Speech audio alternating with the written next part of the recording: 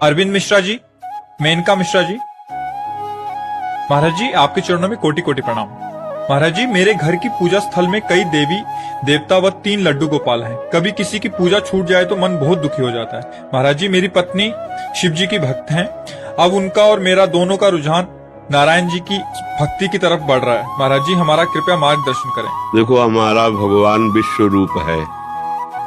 आप जिस रूप में चाहो उसको रिझा सकते हो, पर आसक्ति प्रेम एक से ही होता है, बहुत रूपों से नहीं हो सकता। जब तक हमारी भक्ति सार्वभौम चल रही है और वो अनन्यता की तरफ नहीं आती, तब तक रंग नहीं लाती।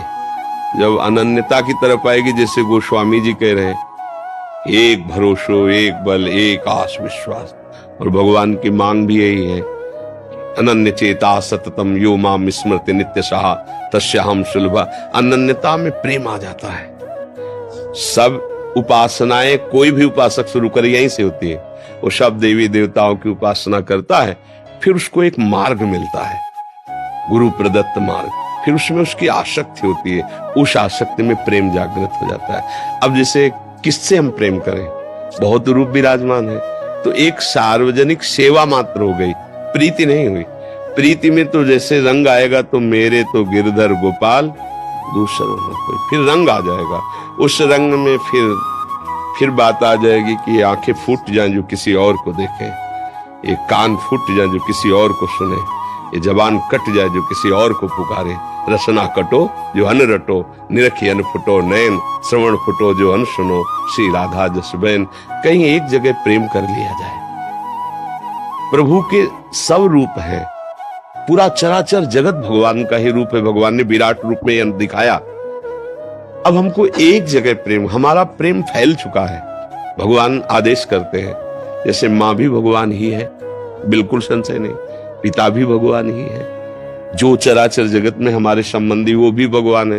लेकिन भगवान स्वयं कह रहे हैं, जननी जनक बंधु सुत दारा, तन धन भवन सुहृद परिवारा, सबकी ममता ताग बटोरी, मम पद मनहि बांध बर डोरी।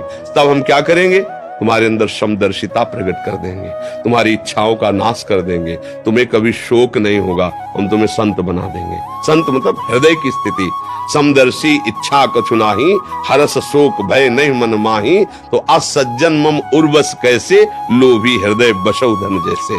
भगवान आदेश कर रहे कि सब जगह से ममता हटाकर मेरे चरणों में कर लो। तो अब ये धीरे धीरे प्रभु से प्रार्थना करो और अपनी ममता को एक जगह समेट लो, चाहे गोपाल जी में समेट लो, चाहे किसी भगवत स्वरूप दैवी शक्ति में, कहीं एक। रामकृष्ण परमहंस जी ने सब भगवान के स्वरूपों का दर्शन काली जी में किया। माँ, और जिस भाव से देखते माँ वही रूप, क्योंकि भगवान ही काली बने हुए, दूसरा तो कोई बना हुआ। कहीं एक जगह आसक्त हो जाए तो आनंद आने लगे भक्ति का। कोशिश करो, भगवान से प्रार्थना करो कि आपका मन किसी भगवान के एक नाम रूप में लग जाए और उसी के अनन्य होकर निरंतर उसी का चिंतन बनने लगे, तो हमारा जीवन परम लक्ष्य को प्राप्त कर लेगा।